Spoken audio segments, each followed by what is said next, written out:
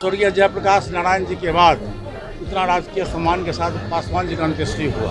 मैं मुख्यमंत्री से मांग करता हूँ इस एक व्हीलर नंबर 2 एक व्हीलर रोड को वो राष्ट्रीय स्मारक पासवान जी के नाम से घोषित करें। न्यूज़ फॉर नेशन देख रहे हैं आप, मैं हूँ आपके साथ रश्मि।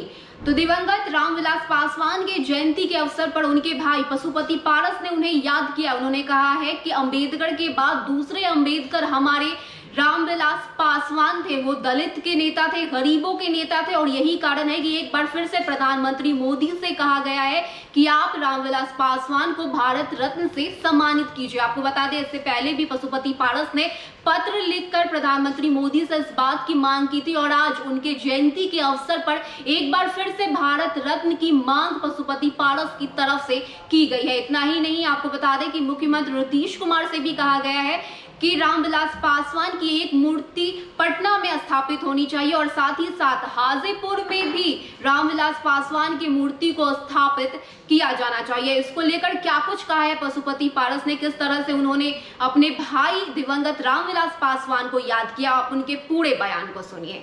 प्रधानमंत्री जी ने जो स्वर्गीय पासवान जी के जिस दिन स्वर्गवास हुए थे, उन्होंने जो सम्मान दिया, बिहार का अखबार और बिहार के मीडिया के साथ ही आप लोगों ने भी लिखा कि स्वर्गीय जयप्रकाश नारायण जी के बाद इतना राजकीय सम्मान के साथ पासवान जी का अंत्येष्टि हुआ।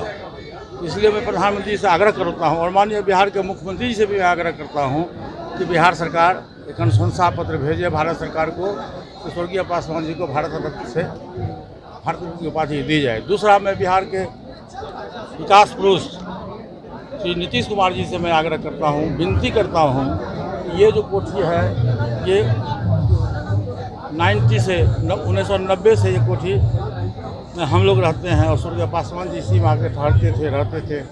31 वर्ष से पासवान जी इसी में रहते थे। अभी पार्टी कार्यालय है, लेकिन मैं मुख्यमंत्री से मांग करता हूँ इस एक व्हीलर नंबर को एक व्हीलर रोड को वो राष्ट्रीय स्मारक पासवान जी के नाम से घोषित करें और जहाँ आप खड़े हैं यहीं पर आदमकद की मूर्ति बिहार सरकार अपने द्वारा करे। और दूसरा मेरा मांग है कि हाजीपुर की जनता, हाजीपुर को माँ कहते थे, हाजीपुर से लगभग 44-45 वर्ष तक सांसद सदस्य रहने का उनको मौका मिला। इसलिए मैं माननीय मुख्यमंत्री से आग्रह करता हूँ कि हाजीपुर में सर्किट हाउस के बगल में एक जगह है, 4 कट्ठा ज़मीन है, वहाँ भी बिहार सरकार अपने फंड से पासवान जी की आदमकद मूर्ति का निर्माण करवाए। आज जयंती है रामविलास। आज बड़े साहब आज हम लोगों के बीच में नहीं रहे और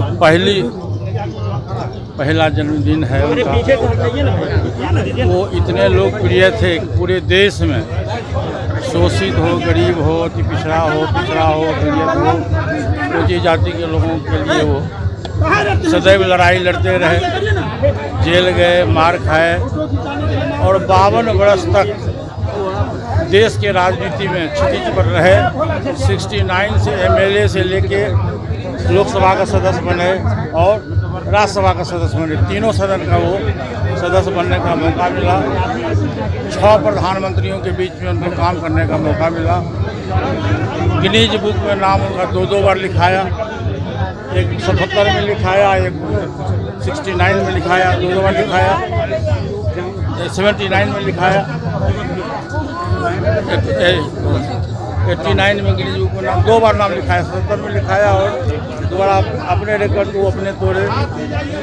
हाजीपुर में उन्होंने रेल मंत्री की हैसियत से हाजीपुर में उन्होंने जोनल ऑफिस का निर्माण करवाया, जो उस समय के लिए बहुत ही आश्चर्यजनक चीज़ था। लोग कहते थे कि पासवान जी कैसे जोनल ऑफिस खोल दिए।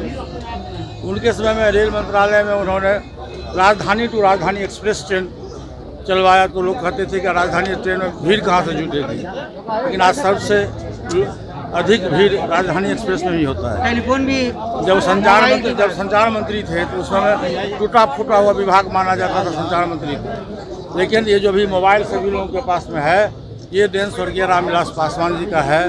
तो उनके समय में जब संचार मंत्री थे तो मुझको याद है कृष्ण मेमोरियल हॉल में पहली बार वो मोबाइल को ये करने जा रहे थे, तो उन्होंने अपने भाषण में कहा था कि मैं संचार क्रांति पूरे देश में ला दूंगा और मोबाइल को मैं बैगन के भाव से बिकवा दूंगा। टोकरी में रख के लोग बैगन के भाव से मोबाइल बिकेगा, और आज वही हुआ।